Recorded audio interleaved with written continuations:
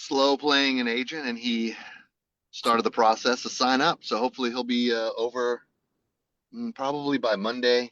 He's been pretty busy. His name's William Jones. He's coming over from 12 Rivers.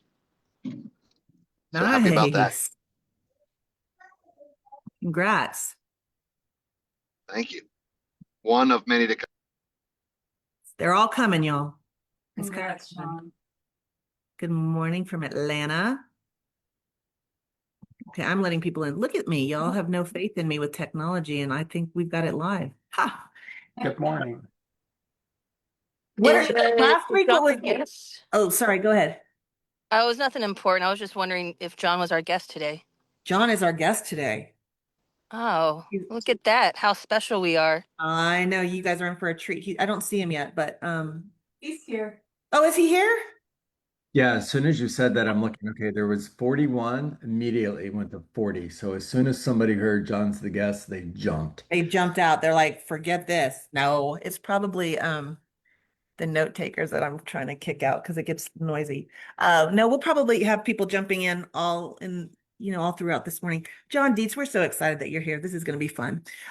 Okay, guys, real quick before we get into John, last week, what worked really, really well, if you remember, Nick had a challenge that he threw out to the group, and he had all these different people that jumped in with some solutions. So I loved that. And you guys, share some wins, some challenges, some intentions, whatever you'd like to do. But also, if you have a question that you're challenged with right now that the group can answer, we can do some popcorn answers for you. So don't be shy and unmute.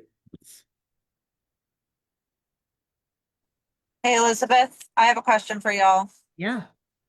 So I just finished a remodel on a house, Down to the Studs remodel in North Austin, and I listed it. I do not do a lot of listings. I work with a lot of buyers, and we've had a tremendous amount of activity surrounding this listing. 4 different agents reaching out saying their buyers are considering making an offer, but crickets, nothing. So how often do you follow up with people saying that their buyers are interested? Can I throw out an idea that worked for me, if it might work for you? I think I've talked about this. If you have some that are a little bit interesting, why don't you talk to your seller and do a reverse offer? 100%. I was going to say the same thing, Elizabeth. I did one on a condo recently. I closed it on July 2nd. We had some, and it was a condo in downtown Austin that shouldn't have sold. It should still be sitting on the market. Oh, wow. And I convinced my sellers, I was like, we know we have somebody that's vaguely interested. Let's put a reverse offer together. So we actually wrote an offer. People are like, what is a reverse offer? We actually wrote an offer on a contract, just like your buyer submitting to your sellers, our sellers submitted to the buyer. We put in all of our terms. We protected the agent on both sides, right? We submitted an offer. It forced the agent to present that offer to the buyer. To get off the fence, but we actually closed on a cash deal higher than they would have closed, because I already knew a number in their head, right? But I was like, well, let's try, and because they're going to counter something. They only counted, like, I think the closing date or something like that, and we closed in less than 30 days on a condo that should not have closed in this market. So if you have a situation where you've got buyers that are interested, go to your sellers. It shows your sellers you're being creative. Yeah. And thinking outside of the box and say, hey, let's put an offer together. I wouldn't say, here's my list price is $650. Let's go put an offer in at $650. Like, figure out some terms that could really start a conversation, because you just want to get into conversations. So that is what I would do. If you know that there's buyers that are interested, it's very hard. If you have a showing, I wouldn't just throw offers out for just showings, right? I mean, no, these are people that have called me and said their clients are interested. They're taking measurements of the rooms. They're asking me for seller's disclosures. I mean, they say their buyers are definitely considering it. And I wouldn't randomly just send it to somebody to show the house. Correct. Those are people they're not measuring rooms just to measure rooms. So that's what I would do. That's what I would do. Anybody else?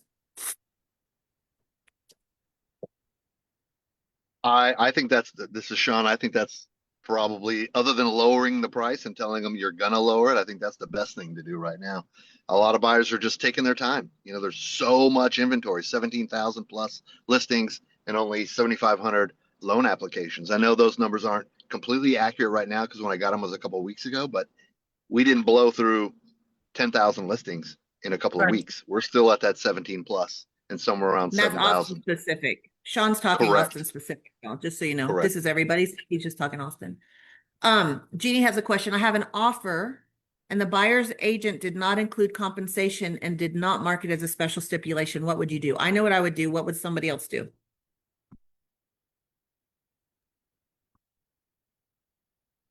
Begrudgingly, I would reach out and say, "Did you mean to do this?" Or or corner them to tell you that their buyer is paying them. Anybody else want to jump in? Renee Funk? What would you exactly say? What exactly would Renee Funk say? I have a whole lot of questions, you know that. I know. In the interest of time, because we have John and you guys are in for a treat. Sean, I agree. I would ask questions, just say, hey, I noticed this came across. We want to make sure we present a complete offer to our seller because buyers and sellers are going to come and go. But good agents are going to stay in the market. And if I had done that and forgot to include something, or who knows, they might say, oh yeah, no, this is a situation. And we had that happen. Like if it's a client, family relationship or something like that. But I never want to start off negotiations in the wrong way and always want open communication. So I would not play hardball in that situation. I would just come from conversation and collaboration and curiosity. Renee loves that curiosity. Lots of questions. Yeah. John Dietz. How many of y'all know John Dietz? How many of y'all know this name? Yeah. A lot of y'all coach with him in the morning. John Dietz and I have become friends over the years because of this company, which is incredible because he was huge at KW, team leader, like well sought after coach. And I was in the KW ecosystem for so long, but we never crossed paths because of the EXP family. We've just been very blessed to have the wisdom of John. So John asked what we wanted him to talk about. And when you go to an amazing coach and somebody who does amazing things, like if you go to a Michael Jordan and say, what are you going to tell us? Like that's the wrong direction. So I said, John, the floor is yours. You come to us, you share what's on your heart. Huge production. He's got so much experience to share. And so John, I'll let you tell them a little bit about who you are. Hold on, I'm making sure I'm trying to let people in and do all the things. Sorry. I'm looking to it. Okay, you're co-host too. Okay, cool. Thank you. So John, thank you, my friend, for being here. I'm excited for those that don't know you yet, that they are going to know you. And John does a coaching call every morning as well. So John Dietz, the floor, my friend, is yours. You've got share capability too if you need it. So thank you for being here. You are muted. Hold on. Yeah, you're muted. Still muted. All right, here we go. Let's do that again. So, Elizabeth, thank you so much. It is an honor to be here. Renee, it's good to see you again. How much time do I have? You have 50 minutes. Oh, I don't need that much time. I'm sure there's going to be a ton of questions. So, you have the floor is yours as much as you need. Okay, all good. So, for those of you who don't know who I am, been in real estate for 23 years now. It's really hard for me to say that because it just makes me feel really old every time I do that. Sold one house my first 6 months, sold 60 houses the next 6 months after that, went on to sell an average of over 100 homes a year for the next 13 years. Took an average of 10 seller listings every month. I've never worked with a buyer. 100% of the deals that I've done have been on the seller side of the business. And made the move over to EXP in 2023. Best decision I ever made. My only regret is I didn't do it sooner. And I think you probably hear that from a lot of people, right? I actually wanted to do it in 2020. I was a team leader for Keller Williams office in South Florida that I grew from 60 agents to 340 agents in 3 years. And just couldn't leave. I should have left, but really glad to be here. I want to talk to you about becoming, there's 4 things, so write it down. I want to talk to you about becoming the local economist of choice, uh, a master at marketing your properties to the right buyers, not just any buyers. I want to focus most of this time on being a strategic pricing professional. There is a huge difference between having a pricing conversation and a strategic pricing conversation. And then the last thing I'm going to talk to you about is being um, a master negotiator. So if somebody were to ask you, why should I hire you? You need to have that elevator response where you're just going to super quick respond with, my response is because I'm a local economist of choice. I know the local real estate market better than anybody else does. I am a expert at marketing my listings in order to attract the right buyers, not just buyers. I'm a strategic pricing professional and I am a fierce negotiator. So I'm going to go to my whiteboard and try to get this where everybody can see it. We're going to do some math. You guys ready? So when you're taking a listing or you're having a price reduction conversation, or anytime you're talking to your seller about price, I want you to start with this. You've got your subject property and you have a radius around that subject property of, let's just say, 2 to 3 miles. It could be a bigger radius if you're in a rural area and there's not very many homes, then you might want to go out 3 to 5 miles. And you want to get an idea of what kind of price range you see this home selling in. So let's just say, for example, you're looking at a property and the comparables are telling you that this property is somewhere between $530,000 and $540,000. All right, so I immediately know that I need to have supply and demand analysis for 500 to 550, but I also need to have one from 550 to 600, because if the comparables are telling me 530 to 540, what are the sellers thinking? They're thinking 560, 570, 580. Now, the way we're going to pull up a supply and demand analysis starts with, where do I want to write? It starts with how many active listings are there in that 2 to 3 mile range between 500 and 550. Don't worry about whether they're comparable or not. It doesn't matter. What I want to know is if it's a single family home, how many other single family homes are for sale within that 2 to 3 mile radius between 500 and 550. Because that's going to be our competition, right? The next thing we're going to do is we're going to look at how many properties in that same area sold, same price range, 500 to 550. And then we're going to take B and we're going to divide it by 6. So we're going to take the number of homes that sold and we're going to divide it by 6. If 36 homes sold, for example, C is 6. 6 homes are selling every 30 days. And then D is we're going to take A and divide it by C. You guys didn't know you were going back to math class this morning, right?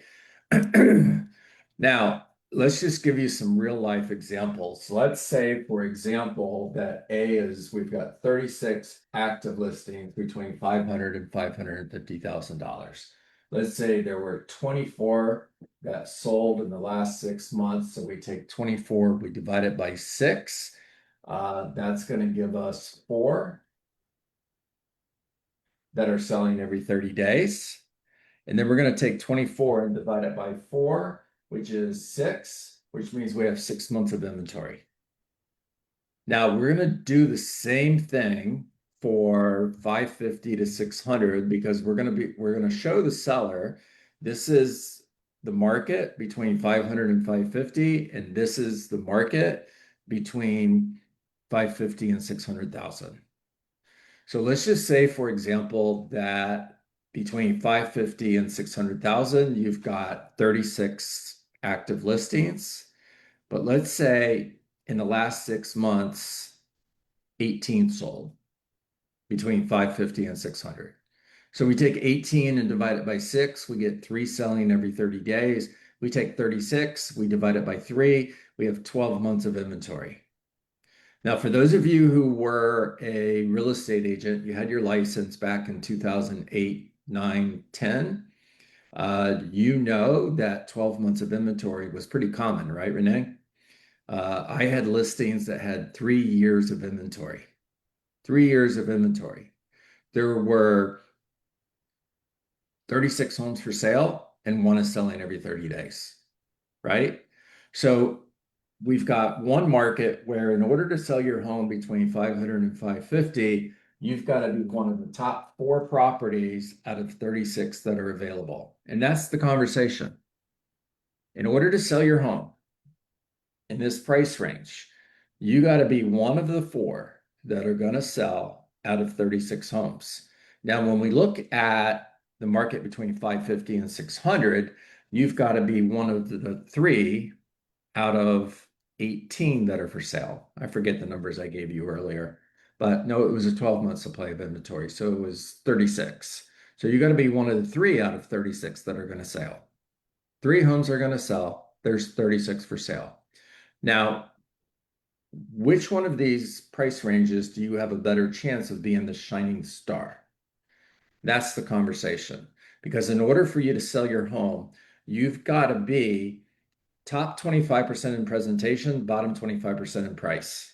And if you're not top 25% in presentation, location, how the home shows, updates, if you're not top 25%, then you've got to price it even lower.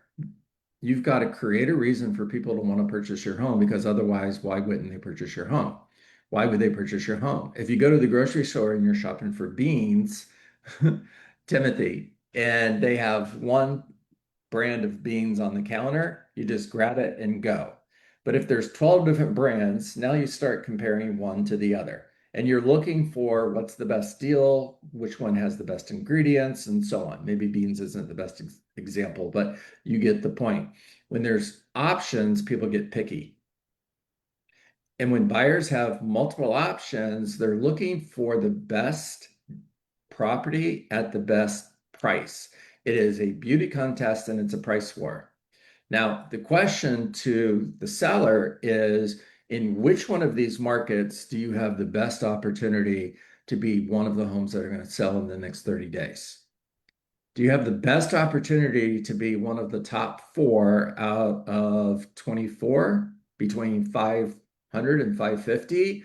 Or do you have do you have a better opportunity of being one of the top 3 out of 36 between 550 and 600? Now, don't forget, between 550 and $600,000, you're competing against better competition. There are sellers who are priced correctly between 550 and $600,000. They're motivated sellers, and they've priced their home correctly. Their home is going to be bigger. It's going to be more updated.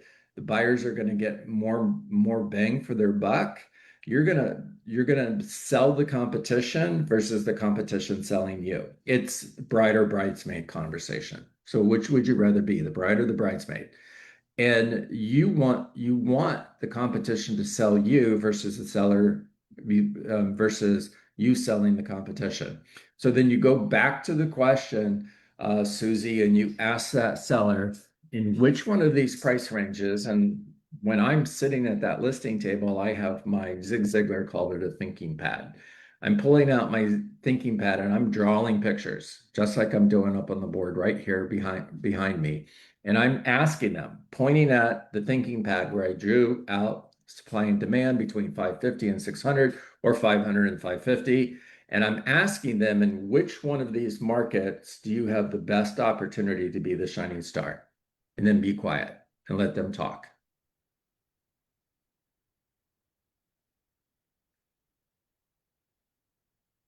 If they're motivated, they're going to say between 500 and 550. Your response is, I agree. Now, once you get to the right price range, now we're fishing in the right pond. Once you get to the right price range, now the conversation becomes, where do we need to be in order to be one of the 4 homes out of 24 that are going to sell in the next 30 days? And let's just say, remember the comparables said the property was going to sell somewhere between 530 and 540. There's 24 for sale and 4 selling every 30 days. We're in a market where there is 6 months supply of inventory, which means we're not in a market where prices are going up. We're not in a market where it's stable. We're in a market where prices are going down. So when you're in a market where prices are going down, you got to get out in front of the market. It's kind of like if a ball was rolling downhill, you could either chase it down the hill or you can get out in front of it and catch it when it comes to you. You want to get out in front of that ball so that it comes to you. You want to get out in front of the market in order to create the market versus chase the market. So if comparables tell me, we'll just go with 540. If comparables tell me this property is worth $540,000, it is not a conversation about how much the home is worth. This is a conversation about where do we need to be in order to beat the competition. It is a strategic pricing conversation.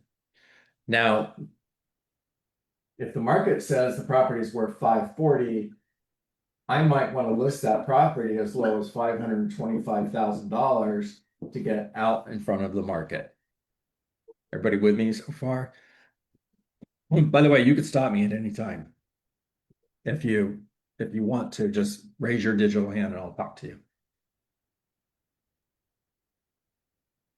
All right. When I'm talking to the seller, and a lot of this is script, okay? When I'm talking to the seller, the conversation is you can either create the market or you can chase the market. And I want you to chase the market by getting out in front of the market. Now, they're going to say, sellers go to script school too. They're going to say, I don't want to give my home away. That's one of their favorite scripts, right, Renee? Now, my response to that is, okay, Renee, if we sold your home for $525,000, you're not in your home. You've sold your house. 6 months from now, you've lived in that new house that you wanted to buy that is closer to your family so that your kids can hang out with their grandparents. You could be with your parents. You've got better quality of life. You're enjoying the benefits of that new home. Remember, logic makes us think, emotion makes us act. So we got to bring emotion into the conversation here. You're in that new home. You're enjoying the benefits of living in that new home. You're not in the home you're in any longer. 6 months later, you're where you want to be.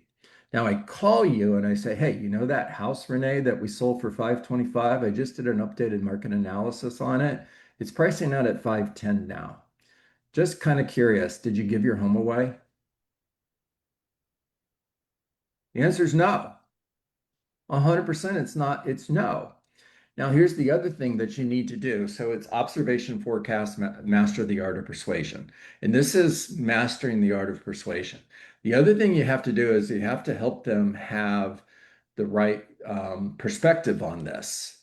So Michael, if I'm talking to you and you're the seller in this conversation, one of the questions that I'm going to ask you is, just out of curiosity, when did you buy your home?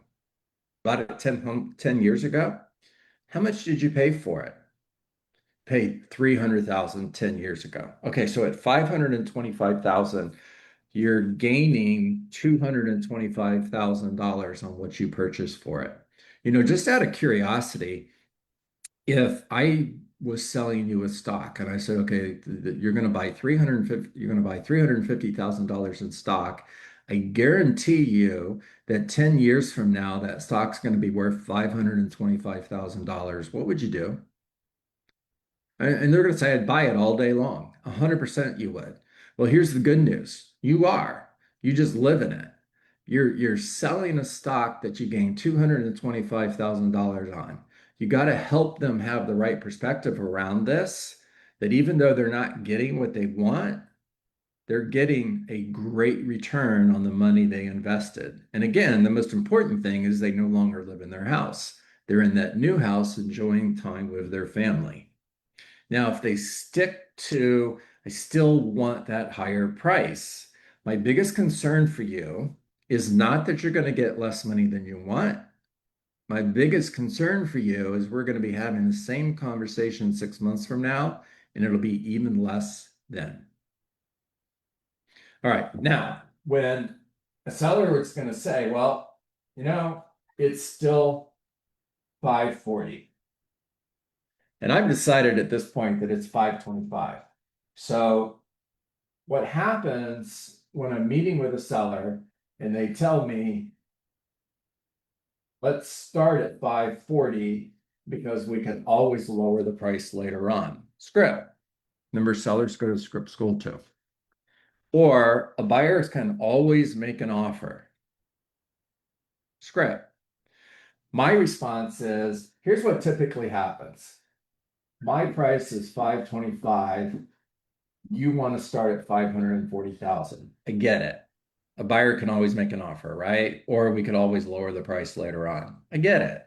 Now, what typically happens in my experience is somewhere around 90 days out, maybe it's 60 days, the seller is going to come to me and they're going to say, you know what? You were right. Let's lower the price to 525. Here's the problem with that. We've missed the window of opportunity. When we lower that price down to 525,000, all of the buyers that would have given us 525,000 are no longer looking at your home. Matter of fact, 180 days out, your next door neighbor doesn't even know your home is for sale. Everybody's ignoring your house.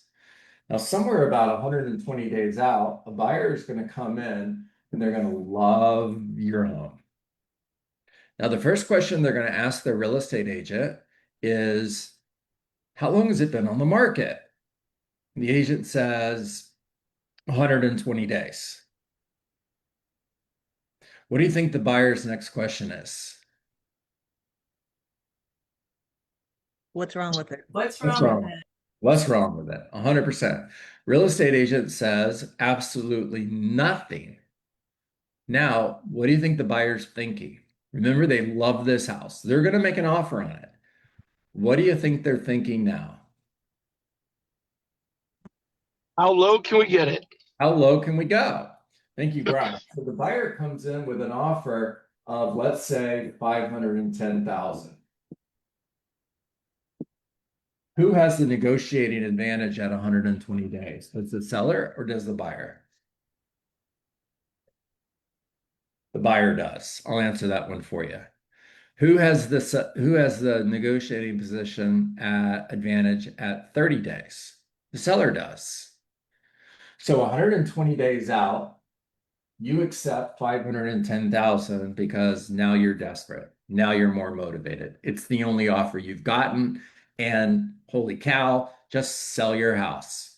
So you sold your home for 510 when you could have sold it for 525.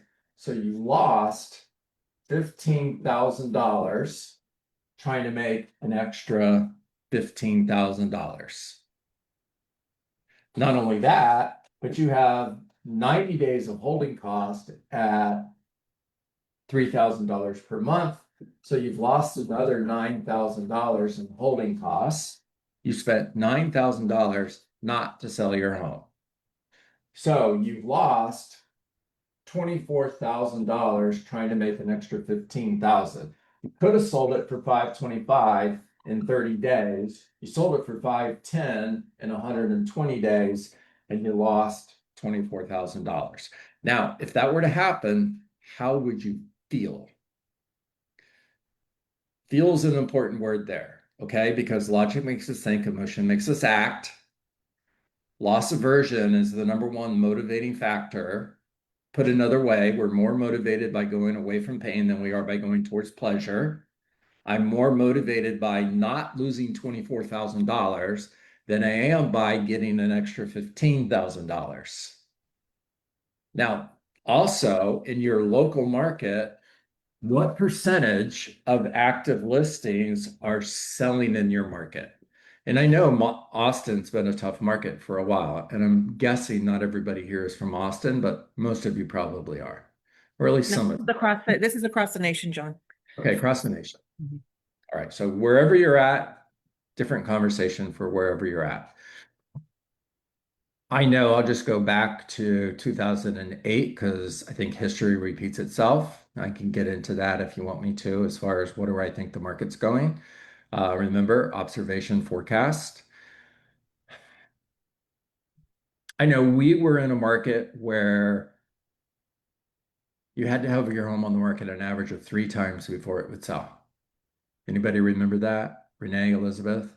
You had to have your home on the market 3 times. Back then it was you want to be firstborn, second spouse, third realtor. And right, yeah, you recognize that.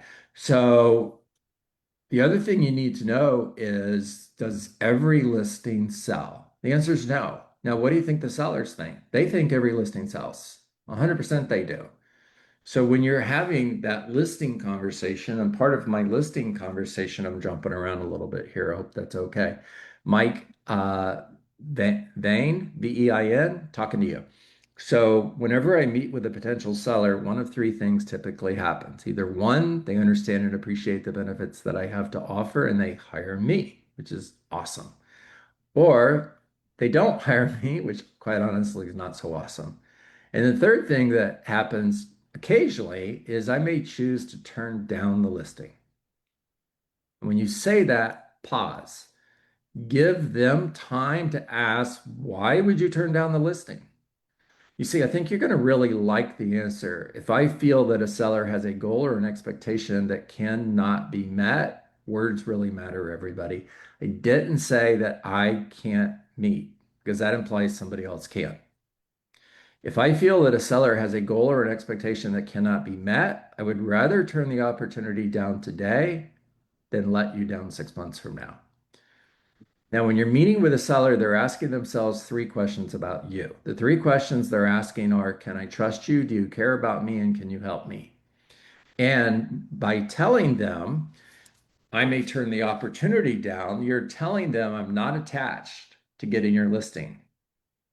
I don't need to list your home. I want to work with you, and that's why I'm here. But you see, Stacy, if I needed to list your home, I would tell you anything you wanted to hear just to put a sign in your yard. Now, that's a win-lose, and I'm not the one who lost. You are. Because as a real estate agent, even if your home doesn't sell, I'm still getting calls from your sign. I'm turning those into buyers. I'm selling them homes, just not yours. So when you're meeting with sellers and you're in a market where 25% of the active inventory is selling, 75% is going to end up coming off the market, or it's 50%. You've got to let them know that because they think every listing on the market sells. We know that's not true. All right. I'm not finished yet, but I'll pause for a moment just because I've been talking too much and give you guys a chance to ask a couple questions. First and foremost, John, you're not talking too much. This is so gold. And I'm like texting everybody going, I have to watch this on repeat because even those of us that have been in the market a long time, right? It's a different conversation. It's a different market, and having new scripts and wording to be well positioned for our sellers and our buyers, right? In this market is gold. So you're not talking too much. This is incredible. Thank you, Elizabeth. This is how I took 10 listings every month for 13 years. I could show up at the kitchen table as the local economist of choice. So let me explain what that means. It's my job as a real estate professional to know how many homes are on the market in my market. It's my job to know how does that compare to 6 months ago? What's the year over year look like? What are we tracking? Are we tracking more inventory? Are we tracking less inventory? What's the average days on market in my local market? How does that compare to 6 months ago and a year ago? Is days on market increasing? Is it decreasing? What's the average list price to sell price ratio? And I'm looking at the original list price, not the list price. So what's the sale price to the original list price ratio? In a really good market, that number is going to be 98, 99, 100% plus. As the market starts to move more towards a buyer's market, you're going to see that drop down to 94 to 95%. That's one of those observations that tells me the market's shifting. The other thing I want to look at is what is the average sale price to the original list price on homes that had a price reduction versus homes that didn't have a price reduction? What's the success ratio on a home that sold without a price reduction versus a home that had a price reduction? Now, as we're gathering this information, it's observation. Forecast is being able to predict, here's what's coming next. Now, if you go back and you look at the real estate market between 2002 and 2008, in 2006, it was April 2006 in my market, which was Palm Harbor, Florida, guys. We saw inventory start to increase. The Dietz team was carrying an average of 10 active listings. We would list 10 homes every single month. Our biggest challenge was trying to keep them. They'd sell as soon as we got them. So we couldn't get our inventory over 10 active listings. And then all of a sudden, Renee, we had 20 active listings. And then we had 25. And I'm like, what the heck is going on? Now, as a real estate agent at that time, I got into the business in 2002. I had never seen a buyer's market. The first time I heard somebody use the word short sale, I was like tapping on the shoulder of the person next to me. What's a short sale? I never even heard the phrase before. So we're looking at 25 active homes, and then it's 30. It went all the way up to 70 active listings. And what happened between 2006 and 2008 is we got to a point where prices started to drop. It's interesting because if you look at the market between 2006 and 2008, it kind of did that. And there were experts who were saying it's coming back, but all of the data said, no, it's not. No, it's not. Kind of in a time like that right now. Now, when we got to 2008, prices started to drop. And then the question was, how long is this going to last? And then the next question was, what will happen when we hit the bottom? Most, again, experts were predicting a V market, which means when we hit the bottom, we're going to come back at the same rate that we went down. What ended up happening was it was about 2012, and the market came back more like a U. And it was 2016 before we got back to the same place we were at in 2008. So one of the questions that I would ask a seller today is, if you knew that it would be 8 years from today for your home to be worth exactly what it's worth today, what would you do? If you knew your home was worth more today than it would be for the next 8 years, what would you do? And if I draw this out again, and I'm like, all right, so John, what happened between 2012 and today? We are in what I would say, and you can fact check me on this, the longest seller's market that we've seen in the history of real estate. Prices have been going up in most of the country for the past 12 years. That's a really long time. And we are seeing in most parts of the country, prices are starting to come down. So now the question is, how long is that going to last? How far are they going to drop? In some parts of the country, back in 2008, prices dropped by 50%. How long is it going to take? How far are they going to drop? And how long will it take for the market to come back? If you study the real estate market over time and you look at the trend line,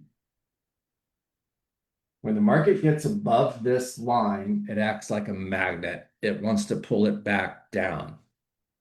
When the market drops below that line, again, it acts like a magnet and it wants to pull it back up. That's why in a lot of cases, it's a market correction. All right, questions? John, there's some questions in the chat for you. I'll just read it for you. If you took an expired listing that was just priced wrong, how do you price strategy something that was on the market a minute and just expired? Eddie jumped on and said, yes, this is my question too. How do you fix it once it was already listed too high? Right. Okay.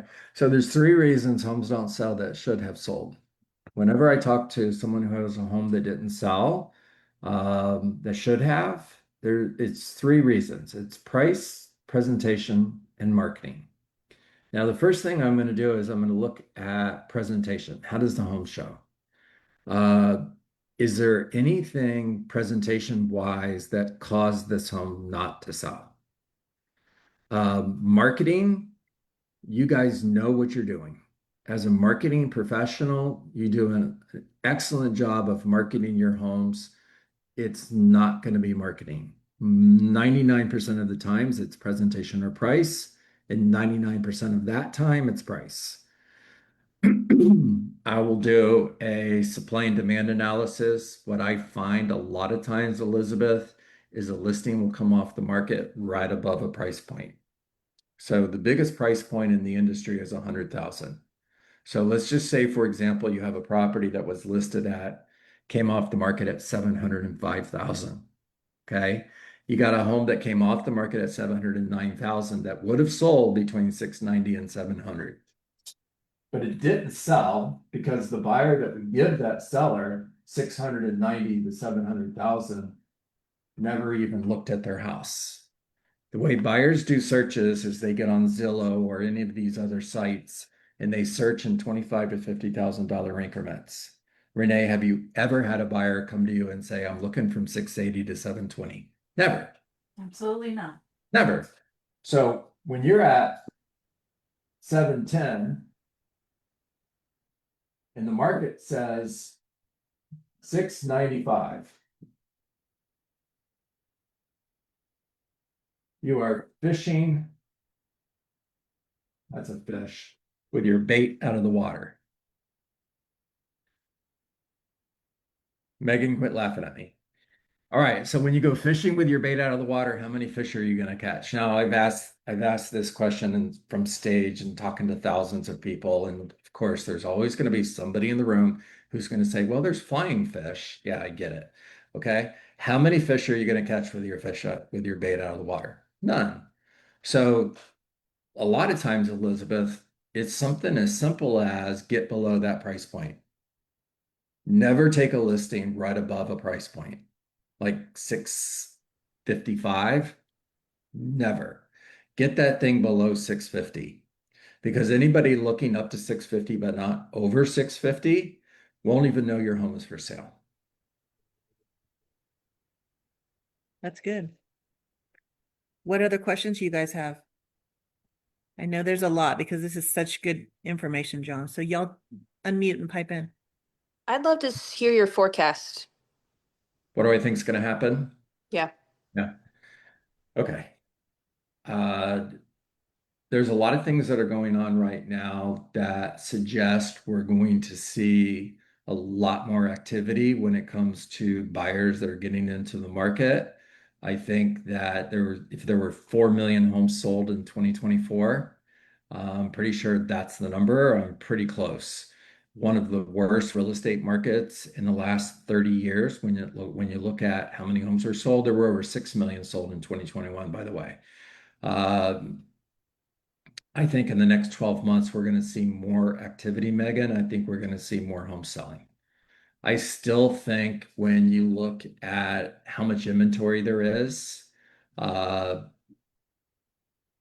the number of people who bought a home in 2020, 21, 22, whose homes are worth less today than what they paid for it, cost of living, inflation, everything else. I'm going to think you're going to see a lot more homes coming on the market. And lastly, we're just due for a shift. The market's due for a shift. We've been in a seller's market for 12 months. I think the next 2 years, you're going to look at prices dropping. I don't think it'll look anything like it did in 2008. I know for a fact that you're not going to have 50% plus of the homes that are selling being hardship sales because we don't have the housing crisis that we did back in 2008. Most of the people who bought their home in the last 4 years, whose home is worth less today than what they paid for it, they have equity in their home. That's a big difference. So even though they need to sell because they can't afford to keep making the payments, it's not a short sale. It's not a hardship. They have equity. But I do believe, Megan, that you're going to see a dip in the market followed by a U-shaped return. And we're probably looking at, what are we in, 2025? We're probably looking at 2030 or later before homes are worth more than they are today.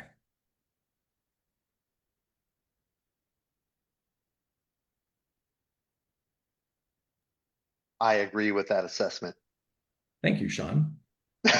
And while we're waiting on the next question, I got all my questions answered between December of 3 through today. I'm on John's call Monday through Friday, 8 a.m. to 8:30.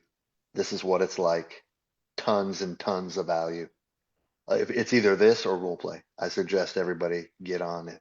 And we have other agents on there that do 55 million, so it's not just for beginners. Everybody's sharpening their tools on this call. Well, that's what I was going to say to everybody on this call. You guys should be getting the coaching calendar that's sent out every week, every Sunday, and John's Survive to Thrive call every single Monday. I mean, it's Monday through Thursday, right, John? It's actually Monday through Friday. We do Monday it through Friday. Oh, okay. Monday through Friday, Central 8 to 8:30. So Sorry. Eastern, you're an hour later. But John, like we're all pouring into each other, and the coaching calendar I send out every Sunday, his link, his information is on there. He does this because he's a giver.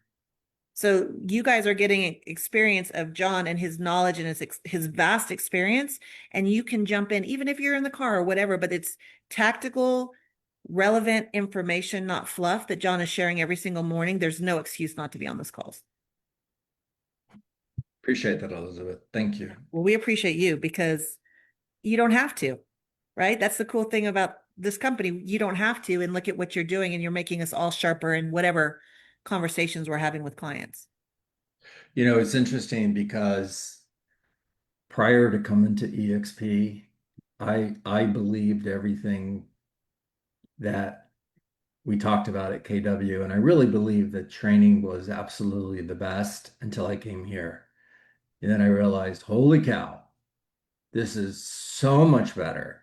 And one of the reasons it's so much better, because just imagine wherever you guys are, in order for us to have this opportunity right now in a brick and mortar model, we'd all have to fly to one location, rent a hotel, get into that room and talk to one another. But you are able to have just amazing leaders in this company. I mean, the first thing I did when I popped on the screen, I looked and I said, Elizabeth Riley and Renee Funk. Oh my God, I'm going to go hide somewhere because these ladies intimidate me. And just honored to be in the same room. We love you, John. You're so awesome and so humble. So humble. Guys, you've got a few more minutes with John. So what questions do you have? I mean, I think I'm going to watch. I'm not just saying this. I'm going to watch this over and over and over. I literally, right before I got on this call, Renee and I were talking. I was like, I've got to put a fire out with a client. And it was exactly this, right? We're chasing the market, and the market is changing. I mean, when we listed it, the market has changed since then. So you have to be agile, and you have to adjust, and you have to have the right conversations and confidence. And you don't have that unless you're in these rooms listening to experience. And John's been through a bunch of different markets. I have too, but his market's different than mine, right? So you can learn different things from what he's saying. So I'm literally, before I my clients later this afternoon, I'm going to go watch this again and write down exactly what John is saying. That's very specific. That's going to help me have a better conversation with my clients. On that note, remember that the recordings are available usually within the next half an hour post meeting within the Facebook group. So I dropped a reminder because we're still working very diligently in the migration from Workplace to gain all of your attention for the reasons that matter most. Is we're not going into a Facebook group to give you fluff. The recordings exist in the Facebook group, so you can rewatch it, rewatch it, rewatch it. The link is in chat. John, you delivered so much value that is timely. I've had the pleasure of seeing you speak in person, and you always deliver value. In this market right now, where every agent needs to sharpen the skill set of pricing, this conversation should be had over and over and over again. And one of the things I loved that you deliver is your perspective. To Elizabeth's point, there's a ton of experience on this call. Mhm. Skilled agents approach pricing differently. We cannot have too many approaches. It's good to have another tool chest or another tool in our tool chest. So I want to say thank you. I love how intentional you are with your words. Thank you for Because that, Renee. that in and of itself gets you the deal done many, many times. So thank you for sharing your awesomeness. It's been my pleasure. If I could share one more thing, you're not going to find me on social media, everybody. So if you look for me, I'm not there. You can go to my YouTube page, however, just pull up John Dietz. And if you do, please subscribe. Sorry, shameless plug. And I've got 998 videos on my YouTube page, so I need to get 2 more on there so I can get over 1,000. It's been a pleasure. Thank you for having me. We can send this one. This will get you one more. That'll be one closer. There you go. I like it. The video, right? And All it's right. not a shameless plug. In fact, it's funny because I tried to tag you and I was like, oh yeah, John's not on here. And so we always talk about paying it forward, John. So all of you guys, I mean, we had over 60 something people on here. All of you guys go to his page and subscribe, right? This is how you pay it forward, but you're going to get massive value from what John is sharing, not just in this hour. And I know that you learned so much here. Think about what more you can learn from the other 998 videos you have. So paying it forward, subscribe to John, jump into his coaching call, and then that's how we all elevate each other and get better and we win together. So some people have already subscribing there, John. See, they're all jumping in. Thank you so much again for the honor to be here. I love you. Thank you, friend. John You're Dietz, amazing. You're the best. Anything else before we drop off, guys, before the weekend? Give some love to John. John, thank you, my friend. You guys are amazing. So much going on, so much opportunity, guys. This is a market where you can grab market share, you can grab clients, people, a lot of agents not plugging into stuff like this have their heads in the sand. They have no community, they have no collaboration, they don't have training like this. And you guys know we have this every single day in different formats. So take this opportunity to sharpen your skill set, learn as much as you can, get in those conversations, have an amazing, amazing weekend. Keep showing up, plugging in. You're not going to fail. So we'll see you guys next week. All right. Bye, everybody. Bye, y'all. Thanks, John. You're the best. My pleasure.